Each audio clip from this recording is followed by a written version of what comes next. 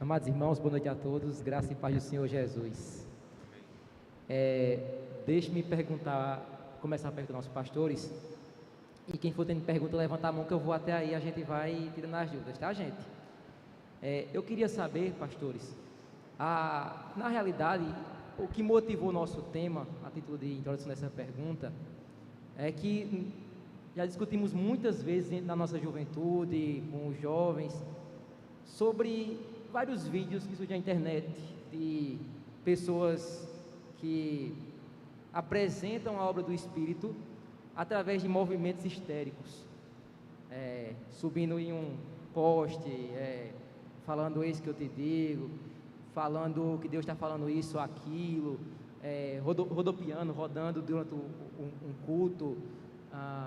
Então, nós sempre nos questionamos qual é a base se nós dizemos se é ou não é obra, porque essas pessoas, elas sempre usam como base bíblica dizer que o Espírito traz liberdade. Então aquilo que eu estou sentindo naquele momento eu devo fazer. Se Deus me inquieta a falar alguma coisa, eu devo falar aquilo ali, alguma informação eu devo falar aquilo para uma pessoa.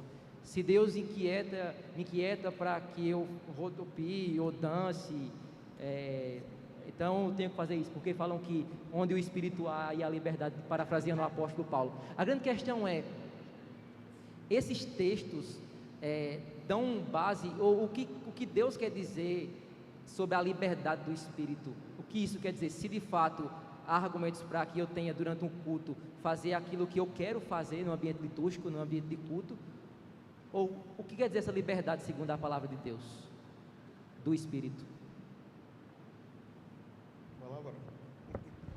Bom, eu vou aproveitar talvez para responder várias perguntas numa só. A gente tem visto muita aberração, na verdade. Eu acho que eu estou afundado aqui, né? Deixa eu sentar aqui. Melhorou, não melhorou? Então, eu acho que a gente tem muita aberração acontecendo no nosso meio. E especialmente pelo viés neopentecostal e não pentecostalismo clássico, que você não vê tanta aberração ou tantas coisas desse tipo. Então, o indivíduo diz assim, eu tenho a liberdade do Espírito, então estou sentindo aqui que o Espírito está me mandando correr lá atrás e falar com o irmão. Isso, o culto às vezes acontecendo. De repente deu vontade de rir, o camarada começa a gargalhar, e o pastor lá pregando, e ele começa a gargalhar, e isso foi tido como a unção do riso. Unção do riso. E tantas outras coisas. Não sei se vocês já viram em alguns círculos, pessoas que começam a se transformar em animais. Então, gente que começa a latir, lá atrás alguém que começa a miar, outro que começa a uivar. De repente, você tem situações, eu já vi vídeo, não presenciei pessoalmente, mas gente que estava como cobra no meio da igreja. Eu acho que talvez seria mais, né? E sibilando, né? Fazendo assim, ia rastejar um pouquinho, fazia rastejar um pouquinho, e tudo isso atrelado a essa questão da liberdade. A pergunta é, como é que a Escritura, por isso que a palestra de hoje, ela foi por demais importante, a verdade, e atrelar a verdade ao que a Escritura orienta no que tange ao próprio culto, é de extrema importância para que a gente possa fazer julgamentos apropriados, adequados, que nós devemos fazer de fato. E aí eu acho que 1 Coríntios 14 é muito, muito importante nessa discussão. Quando Paulo, né, escreve aos Coríntios, e o dom de línguas, né, alguns dons, especialmente o de línguas, era tido como mais, né, que tinha mais ênfase, você vê que Paulo vai regulando a maneira como essas coisas devem acontecer no culto. E veja, eu vou utilizar o de línguas porque é o que ele trata aqui, mas ele deixa muito claro que, verso 26 do capítulo 14, que fazer, pois, irmãos, quando vos reunis, um tem salmo, outro doutrina, este é revelação, aquele outro língua e ainda outra interpretação, seja tudo feito para edificação. A palavra edificação aqui é muito oportuna, porque é construção mesmo, algo que construa, algo que possa acrescentar na vida daquelas pessoas. Pergunto eu, o que um homem latindo no meio de um culto pode acrescentar a você? Exceto se você deseja ser animal, você deseja ser cachorro, que não é muito incomum nos nossos dias. Você já viu gente que quer ter a experiência, né, de se tornar um animal. E eu já vi vários vídeos de gente que quis se tornar uma cabra, fez cirurgias e por aí foi, e não se transformou, mas se vestiu, enfim, tudo como um. Então, a ideia da edificação, em 1 Coríntios 14, nos ajuda muito isso. E veja que coisa interessante, é o que o próprio apóstolo vai dizer mais adiante. Ele diz assim, verso número, aqui 29, vamos lá. Tratando-se de profetas, fale apenas 2 ou 3 e os outros julguem. Né? Que às vezes a gente tem muita dificuldade com isso, mas é a orientação do apóstolo. Aí ele vem, verso 30, se porém viesse revelação a outra em que esteja sentado, cale-se o primeiro, porque todos podereis profetizar um após outro, para todos aprenderem e serem consolados. Aí diz aqui uma coisa que é muito interessante, que às vezes a gente escuta muito, né? Tem um indivíduo que diz assim, olha, pastor, sinceramente, mas eu não me segurei, é que o Espírito veio assim, me tomou e não tem mais jeito. Aí a questão é engraçada, porque a Escritura diz outra coisa diferente. Ele diz assim, um após outro. Então, um veio, só depois desse outro é que a coisa vai acontecer. E logo em seguida ele diz, verso 32, os espíritos dos profetas estão sujeitos aos próprios profetas. Verso 33, porque Deus não é de confusão, e sim de paz, como em todas as igrejas dos santos. Muitas dessas manifestações, elas têm ocorrido e mais traz confusão, por isso que a gente está levantando perguntas assim, será que isso é de Deus ou não é? Isso é uma coisa, é uma manifestação do Espírito ou não é? Porque isso está só trazendo confusão para o seio da igreja do Senhor. E o que é que ele vai dizer, não li, mas logo no início do capítulo 14, ele fala sobre o intento de todo culto, que é, se tem determinados dons a serem utilizados, ele diz, o meu desejo é que seja a profecia, a pregação, e que a pregação tenha primazia no culto. E por quê? Porque aí todo mundo é edificado. Todas essas outras coisas muitas vezes trazem confusão, não trazem edificação, e eu entendo, sem pestanejar, sem qualquer dificuldade, que essas coisas, elas, vou deixar um pouco aberto aqui, não vou nem dizer que ela não só não procede do Espírito, mas de um coração humano que muitas vezes deseja algumas outras coisas, e aí obviamente, como o pastor aqui levantou há pouco, eu não estou para sondar o coração daquela pessoa e dizer qual a motivação que levou ela a fazer aquilo, mas certamente, aí utilizando um pouco da psicologia também, a gente acaba percebendo que muitas coisas acontecem por uma influência que antigamente, não sei qual é o nome que dá hoje, porque eu terminei em 2015, mas antigamente se chamava de autossugestão, né? Já viu coisa desse tipo? Você autossugestionar as pessoas, como um pregador às vezes ia, aqueles pregadores, né, dizia mais ou menos assim, olhe, Deus está me revelando aqui, Deus está me dizendo uma coisa, e eu vou passar, a mesma unção que tem aqui em mim vai passar para vocês, então eu vou jogar o paletó, e na hora que eu jogar o paletó, a unção vai ser derramada sobre vocês, e vocês não vão aguentar e vão cair. Eu já estou sugestionando as pessoas como isso deve acontecer. De repente alguém cai na minha frente, sai outro caindo, inevitavelmente um outro cai. E isso quer dizer que é manifestação de Deus? Não. A gente simplesmente deve voltar ao que a Escritura está dizendo. O que é que ela diz? Tudo que for feito deve ser feito para edificação. Eu não vejo alguém caindo por cair como uma edificação. Não vejo alguém sorrindo, gargalhando do nada como uma edificação. Não vejo alguém se tornando um animal ou numa manifestação ou como edificação. Vou pegar um gancho da fala do pastor.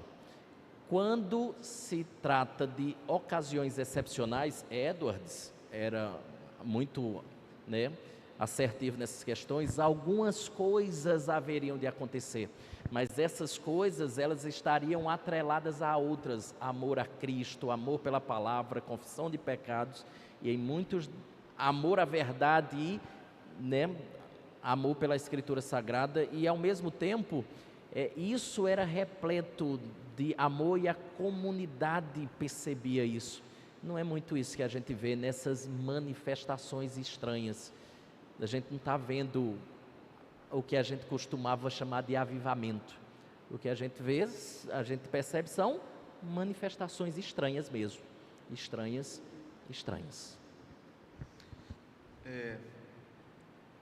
O que a gente tem visto, né, como o pastor Walker falou, é assustador, porque quando lemos a história dos avivamentos, né, é assustador e é previsível, porque quando nós lemos a história dos avivamentos, sempre houve excessos. Satanás sempre usou de artifícios para perturbar, inclusive, os próprios avivamentos genuínos. Então, no meio dos grandes avivamentos, sempre aconteciam excessos e engano doutrinário. Né? Então, eu já vi manifestação supostamente de dons espirituais, onde o profeta diz para o irmão deixar a esposa dele e casar com a outra. E o varão deixou. E foi. Ouviu o diabo. Então, quando nós lemos a história dos avivamentos, por exemplo, esse livro de Edwards, A Verdadeira Obra do Espírito, ele fala sobre isso. Ele diz: em nenhum momento em que uma visitação sobrenatural invadiu as igrejas, ou uma igreja, e ele viu isso na igreja dele, aquelas pessoas foram tomadas de racionalidade ou histeria. Em nenhum momento. Elas estavam conscientes do que estava acontecendo. E as experiências eram direcionadas em dois sentidos. A primeira, a experiência dos crentes. A experiência sobrenatural, a primeira era terror que o crente sentia diante da realidade da ira de Deus contra o pecado. Então, isso é o que fazia os crentes se lançarem no chão. Não é isso que nós vemos nesses movimentos avivalistas. Não vemos ninguém se lançando no chão pedindo perdão pelos seus pecados. A segunda coisa era uma experiência com a graça de Deus. Então, Edwards vai dizer que isso acontecia de dois modos. Primeiro, muitas vezes a graça iluminava o coração do crente como um canhão de luz repentino, e o crente era tomado imediatamente por um vislumbre do céu. E em outros momentos, aquela luz ia chegando vagarosamente a partir do momento que o crente estava ouvindo as exposições das Escrituras. Então, os avivamentos genuínos nunca vieram sem a exposição das Escrituras. Nunca. Nunca aconteceu. As Escrituras sempre fizeram parte, o que é algo totalmente divorciado a isso que nós estamos vendo no nosso tempo. Então, você tem congresso de avivamento, tem culto de avivamento, tem vigília de avivamento, tem tudo de avivamento, busca do Espírito Santo, mas você não tem exposição das Escrituras. Você não tem. Então, você tem a busca da experiência pela experiência. Então, aí é onde mora o perigo. Porque quando você busca a experiência, você está buscando um falso ensino e não a verdade. O crente busca a Deus. Ele não busca a experiência. Não, eu vou para aquela igreja porque é fogo lá. A vigília lá é fogo. Não, eu vou para a igreja para aprender mais de Cristo. Então, qual é o objetivo de um crente na vida comunitária? Parecer mais com Cristo, né?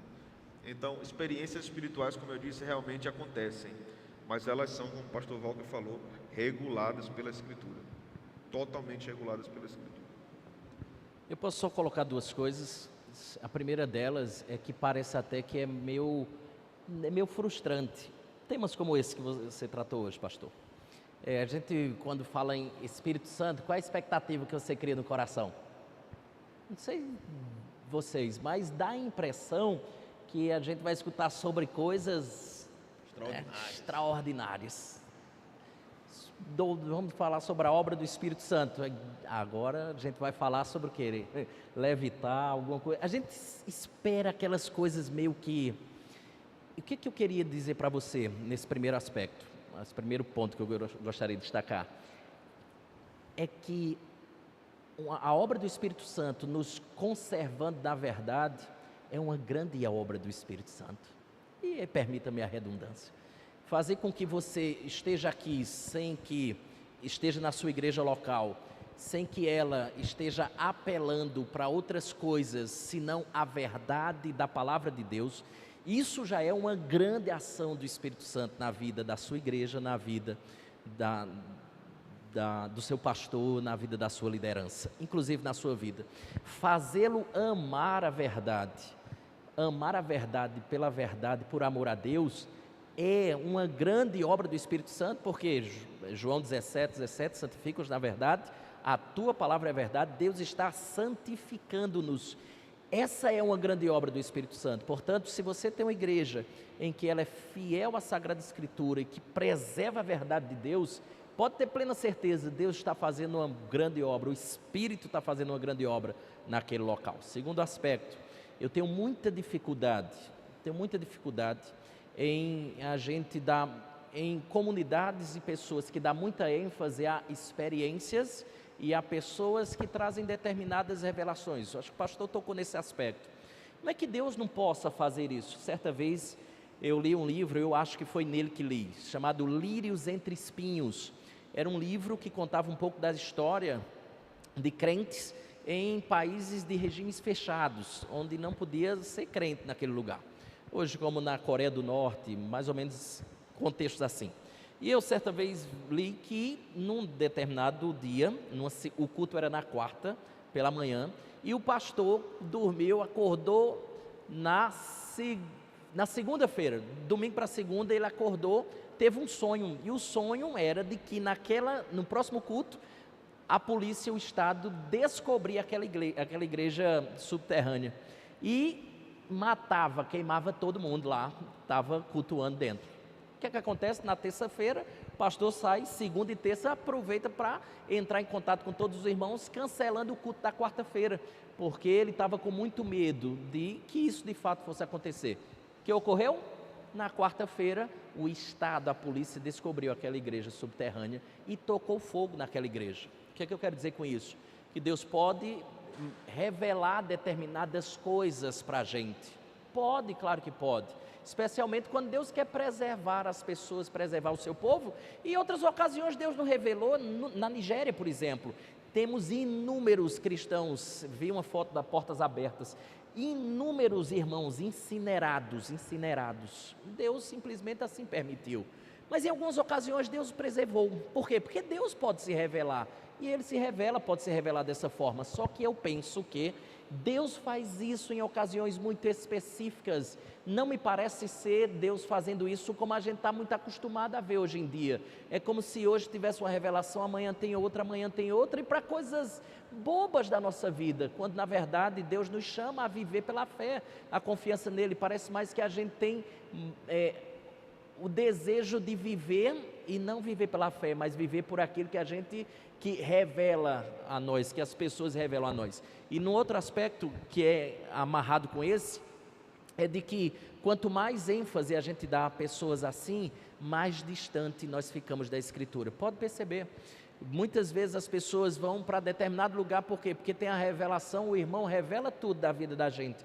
Pouco se abre a Escritura e só tem esse tipo de coisa. Eu tenho dificuldade em ver uma ação do Espírito que afaste as pessoas da sua palavra. Pelo contrário, o Espírito traz as pessoas para a palavra, para a verdade, que é o que a gente escutou hoje, e essa é uma grande manifestação do Espírito Santo. À medida que ele afasta e dá ênfase a revelações, eu não posso acreditar que isso é obra do Espírito. Pastor, se você quer que a sua vida seja revelada, vá para uma igreja de pregação expositiva. Você vai ver o ministro abrindo a palavra, explicando o texto e aplicando o texto. E várias vezes você vai se perguntar, quem foi que disse a ele? Sabe por quê?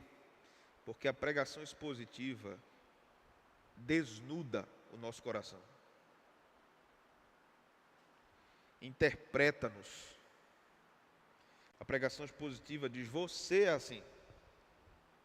É como Natan disse a Davi: você é este homem.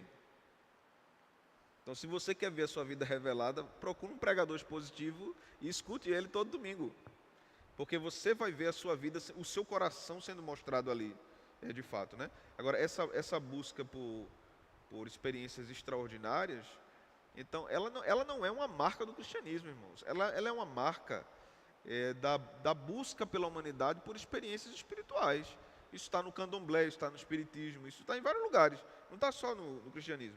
Então, principalmente o latino-americano, o brasileiro, que tem uma religiosidade muito influenciada pela pagelança indígena, pela religiosidade africana, pelo catolicismo romano, e tudo isso é misturado. Então, você mistura catolicismo com umbanda e dá o que a gente tem no Brasil.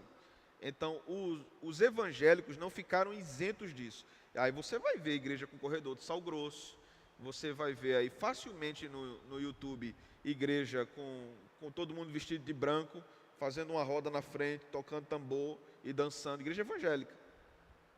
Então, esse sincretismo espiritual não é o evangelho.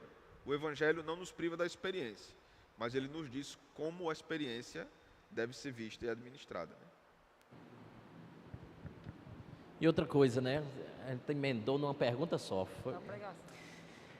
Irmãos, como a gente vê algumas manifestações estranhas, né?